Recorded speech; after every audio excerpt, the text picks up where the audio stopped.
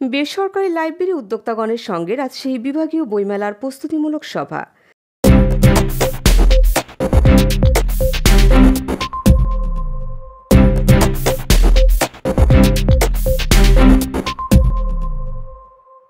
জাতীয় গ্রন্থকেন্দ্র আয়োজিত রাজশাহী বিভাগীয় বইমেলা 2025 অনুষ্ঠিত করার লক্ষ্যে বেসরকারি লাইব্রেরি উদ্যোক্তাগণের সঙ্গে প্রস্তুতিমূলক সভা অনুষ্ঠিত হয়েছে। রাজশাহী বিভাগীয় গ্রন্থাগার অডিটোরিয়াম গত 29 অক্টোবর বিকাল 3:30 এই প্রস্তুতিমূলক সভা অনুষ্ঠিত হয়।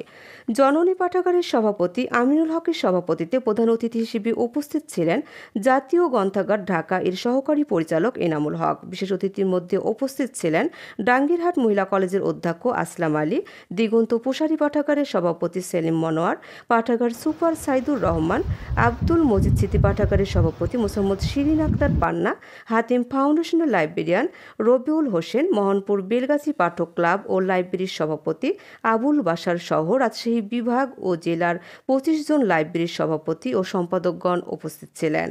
এ সভায় প্রধান অতিথি তার বক্তব্যে বলেন, আগামী 31 অক্টোবর থেকে 8 নভেম্বর পর্যন্ত কালেক্টরেট খেলার মাঠ রাজশাহীতে রাজশাহী বিভাগীয় বইমেলা অনুষ্ঠিত হতে যাচ্ছে।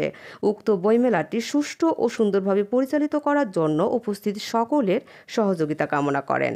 তিনি জানান, প্রতিদিন বিকাল 3টা থেকে রাত 8টা ও সরকারি ছুটির দিন সকাল 11টা থেকে রাত 8টা পর্যন্ত বইমেলা চলবে। এ সময় অন্যান্যদের মধ্যে বক্তব্য রাখেন বেসরকারি পাঠাগার আন্দোলনের সভাপতি মোহাম্মদ আনিসুর রহমান, কেশরহাট ডিগ্রি কলেজের সহকারী অধ্যাপক ও প্রদীপ্ত সাহিত্য স্বর এর সভাপতি আমজাদ হোসেন, বসন্তকেদার ডিগ্রি কলেজের সহকারী অধ্যাপক মফিজউদ্দিন সরকার। এছাড়াও কবি, সাহিত্যিক, সাংবাদিক, শিক্ষক ও বিভিন্ন শ্রেণী পেশার গণ্যমান্য ব্যক্তিবর্গ উপস্থিত ছিলেন।